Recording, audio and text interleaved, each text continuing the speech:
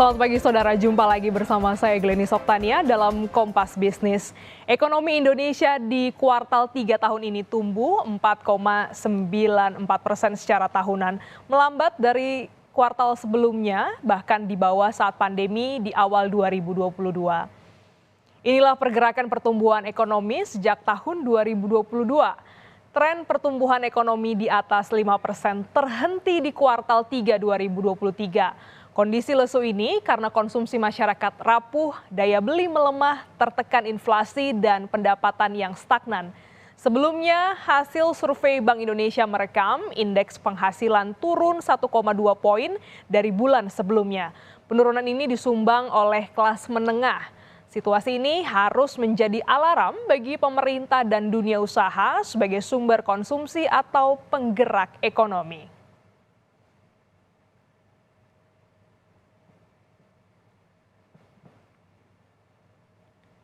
Saudara, penurunan juga terjadi di dunia investasi perusahaan teknologi. Laporan kolaborasi Google, Bain and Company, serta Temasek bilang, tren investasi pada perusahaan teknologi menurun drastis. Apakah kondisi ini akan memengaruhi peta startup atau ekonomi digital di Indonesia? Kompas Bisnis sudah bersama dengan Country Director Google Indonesia, Randy Yusuf. Selamat pagi, Pak Randy.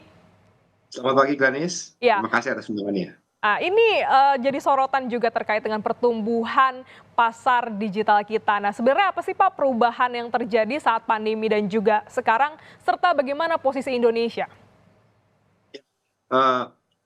Kalau saya berikan intisarinya, Glenis, sejak pandemi, sebelum pandemi kan Indonesia dan juga negara-negara lain di seluruh Asia Tenggara growing dari digital ekonominya sangat cepat sekali. Malahan kalau kita lihat dibandingkan dengan estimasi yang kita lakukan mulai dari tahun 2016, itu kita mengekspektasi ekonomi digital, ekonomi di Asia Tenggara akan mencapai lebih dari 100 miliar pada tahun tertentu, tapi lebih cepat. Nah, kalau kita lihat, sekarang kita memang mengalami fase yang berbeda, mulai dari fase dulunya fokusnya ke akuisisi customer, sekarang fokusnya ke monetisasi. Nah, ditambah juga dengan tentu saja semua teman-teman tahu, challenging dari semua tantangan dari makroekonomi itu semua juga berpengaruh. Oleh karena itu, seperti yang tadi Anda bilang, kita melihat dari seluruh Asia Tenggara, termasuk Indonesia, memang investasi dari venture capital di dunia startup turun tahun ini dibanding tahun-tahun sebelumnya.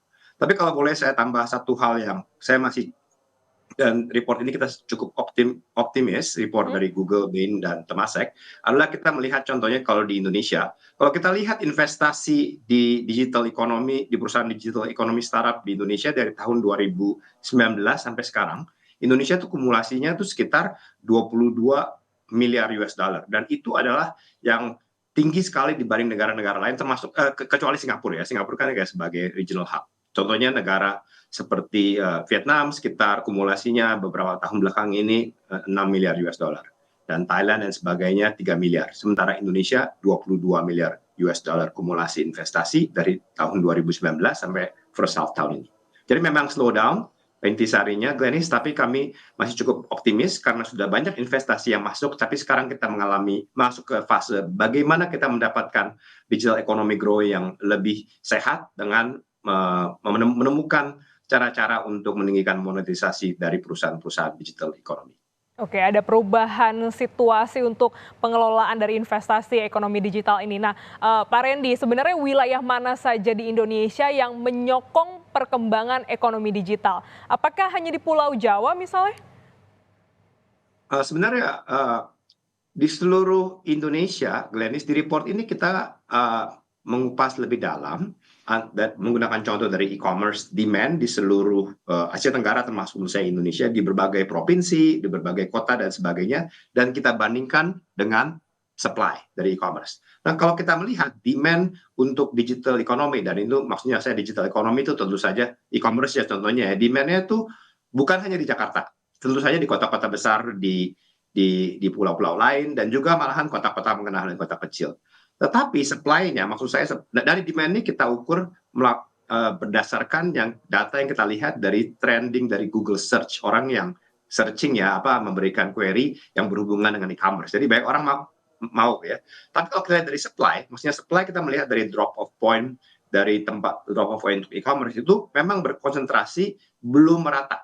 Dan ini bukan cuma Jakarta doang, ada juga drop off point yang lebih tinggi di tempat-tempat kota-kota besar lainnya di Indonesia seperti Surabaya dan sebagainya, tapi masih belum merata. Jadi seperti yang Anda bilang benar, masih ada kesetimbangan.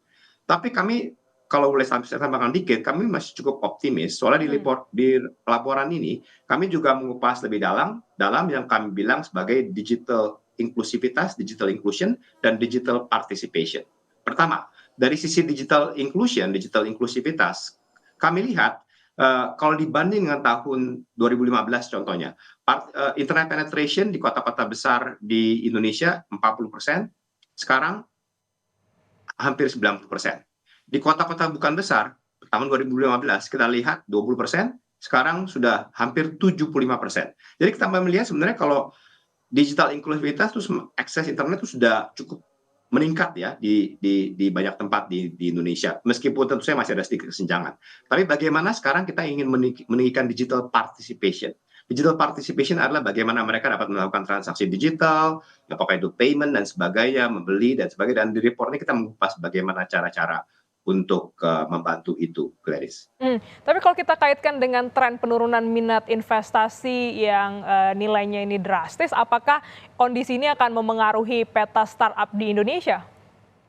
Ya, menurut saya pertama kalau boleh saya ulang lagi ya. Tadi karena saya bilang kan investasinya kan bukan hanya satu tahun aja ya. Kalau kita melihat investasi kumulasi yang seperti saya bilang, kalau Anda lihat dari report ini dari investasi dari tahun 2019, 2020, 2021 dan sebagainya sampai tahun ini, itu kumulasi di Indonesia 22 miliar US dollar.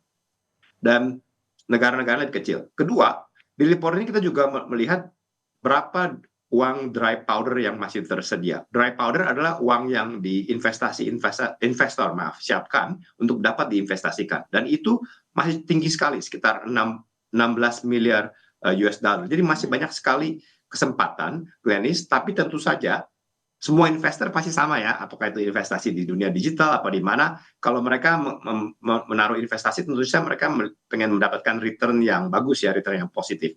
Nah itulah salah satu hal yang masih sedang digodok. Nah kami optimis, oleh karena itu kami bisa melihat digital economy akan terus berkembang karena kami melihat unsur-unsur banyak kemajuan. Contohnya perusahaan-perusahaan yang sekarang startup yang sudah besar sudah mulai transisi dengan menemukan cara-cara monetisasi dengan take rate-nya lebih sehat, menemukan cara-cara lain untuk meninggikan revenue, apakah itu advertising revenue, apakah itu revenue dari insentif dan sebagainya, logistik. Oleh karena itu kami melihat unsur-unsur dari perusahaan-perusahaan digital ekonomi di Indonesia sudah mulai belajar dari tempat lain dan juga mengimplementasikannya, dan itu akan membantu mereka lebih sehat dari sisi bisnisnya, dan itu akan terus maju menyosong ke depan digital ekonomi Indonesia mencapai 110 miliar dolar di 2025. Itulah akan menjadi negara pertama di Asia Tenggara yang mencapai lebih dari 100 miliar US. Potensinya masih cukup besar ya, Pak Randi. Nah ini mungkin 10 tahun lagi kita bicara tentang ekonomi digital saat ini, jika yang dikejar adalah tingkat pendalaman atau inklusi, sektor apa saja yang masih bisa tumbuh, Pak Randy?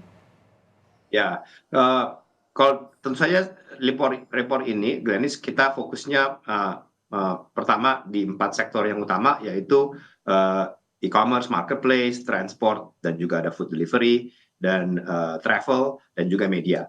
Tapi selain itu juga di report ini kami juga mendalami mengenai digital payment, lending, dan sebagainya, Glenis. Jadi yang pertama, sebagian besar dari perkembangan ini masih di core bisnis yang 4 yang saya bilang tadi, tentu saja e-commerce yang paling besar. Contohnya 82 miliar digital economy tahun ini, 62 miliar adalah e-commerce, jadi yang paling besar. Itu tentu saja e-commerce yang paling besar.